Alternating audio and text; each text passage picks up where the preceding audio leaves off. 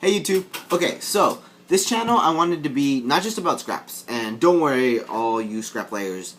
I will not give up scrapping to the top. I'm just going to start expanding and talking not about the meta in general, Yu-Gi-Oh in general, how to play mind games with your opponent, side decking, new decks, everything. So, because that's really what I'm good at. I'm good at analyzing the game, knowing my rulings, and understanding strategies. So I wanted to tell you guys about that. Okay, so straight into the topic, Insectors. Insectors are going to be ridiculous. They come out in like a week and a half, and they're going to be good, and it's going to completely change the meta. If you look at Japan, like, this is the deck that's topping everything, and there's like 3 different variants that are doing well, and it's just ridiculous how good this deck is.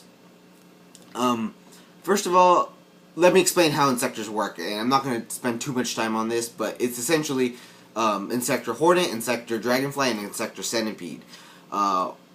Insector, all 3 of them can attach any Insector monster as an equip card, and they gain some effect, but no one really cares about that. However, when Dragonfly loses a card equipped to it, it can special summon another Insector, and when Centipede loses a card equipped to it, it can add an Insector from deck to hand.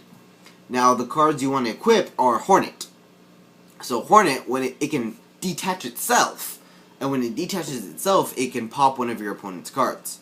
So the combo is summon Dragonfly, special Hornet either from hand or grave, no, not special it, but attach Hornet either from hand or grave, pop Hornet, pop one of your opponent's cards, special Centipede with Dragonfly's effect, Centipede repeats the process with Hornet, and then Centipede's effect adds another Dragonfly to your hand for the next turn to pop 2 more of your opponent's cards next turn.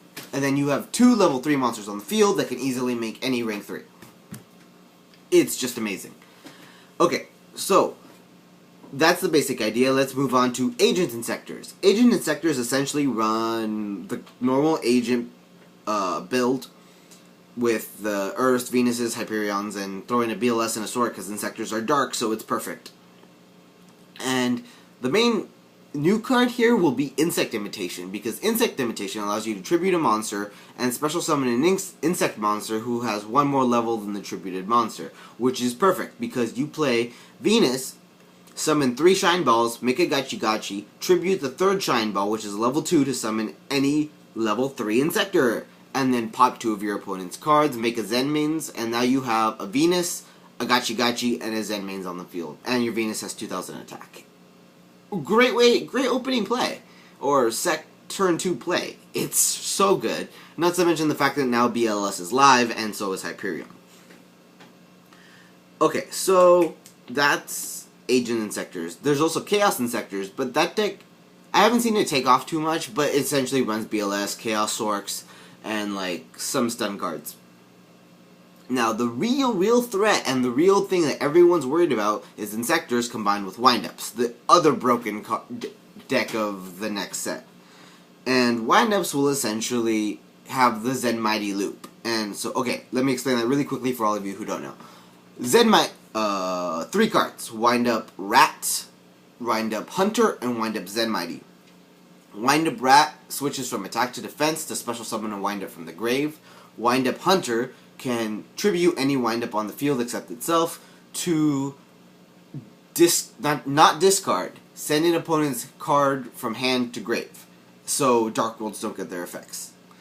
And then Wind-up Zen Mighty can detach, it's a rank 3 Xyz that can detach one of its Xyz material to special a wind-up from hand or deck. So you get 3 level 3 monsters on the field. When you see this next format, know you're in trouble and be prepared. 2 of them make Zen Mighty. Zen Mighty detaches, gets a Hunter. Hunter pops Zen Mighty, makes you discard 1, or send 1 from hand to grave. Then you make another Zen Mighty, detach the Hunter, get a Rat. Rat specials Hunter, pop the Zen Mighty, you send another card to grave, make another Zen Mighty, and you end up sending at least 3 cards to grave. If not 4, if they like reborn or do something else. Also, if they have Pot of Avarice, they'll just start the cycle over again, recycling the Zen Mighties, and then, or some might even try running Transmigration Prophecy or something like that, and then you discard your entire hand.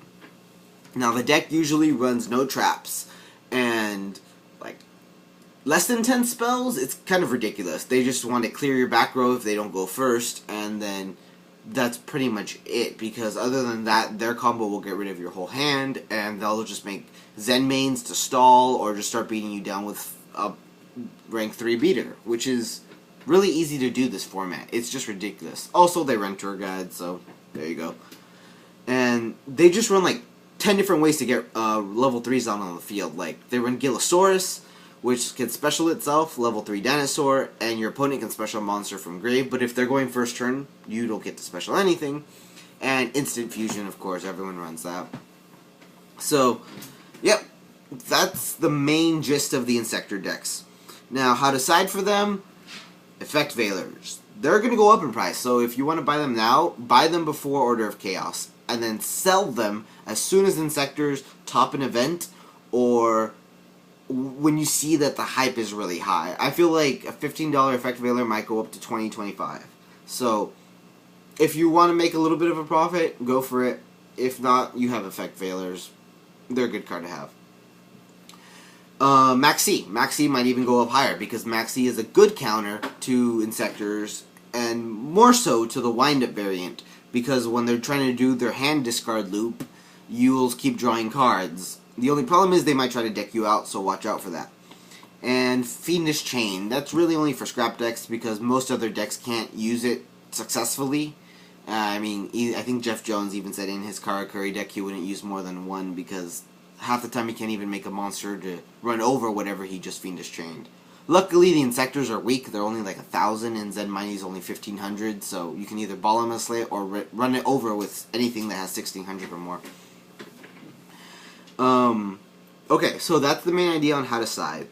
However, if you're going to invest into Insectors, which I actually kind of do recommend, the deck is kind of fun to play, it's really powerful, it's not completely broken, like, you can keep up with it, and you can stop it, but it's going to be hard, I'm not gonna lie. Like, the deck can be stopped, but not easily, and you're gonna have to work hard to keep whatever deck you're playing alive.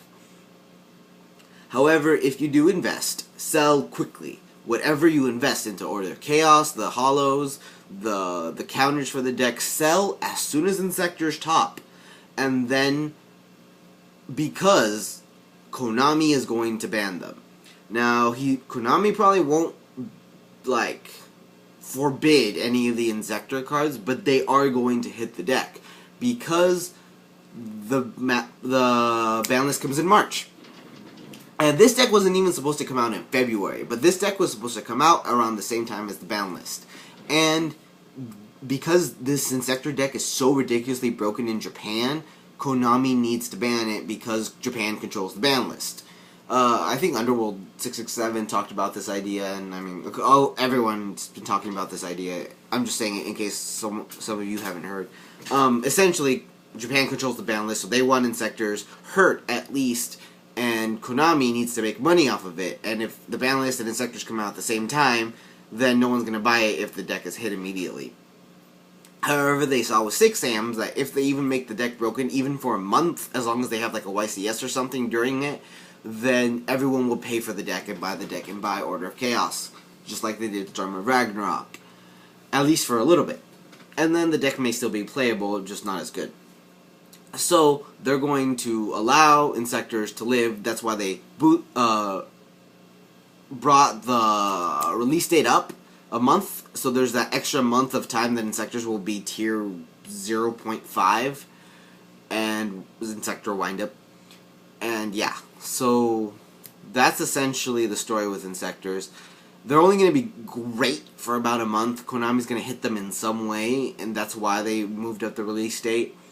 And hopefully they hit him enough that they're only going to be tier 1 and a good deck to play. I don't feel Konami's going to ban anything. They might semi-limit or do something to one of the older cards, because they still want to make money off of Order of Chaos. And in general, the set's going to be pretty good. So, yep. Those are my main ideas on Insectors. If you want to invest and sell quick. Be prepared for the deck either way. The deck's going to be good, and many people are going to keep playing it after the ban list, I'm sure. Like, the deck has potential, and the TCG is just even better because of cards like Tour Guide. And, yeah. Oh, yeah. Genex Ally Birdman. That also will be in the deck, so keep an eye on prices for that. And yeah, hope everyone has a great day, and I'll see those going into the San Jose Regional on Saturday, hopefully. Later.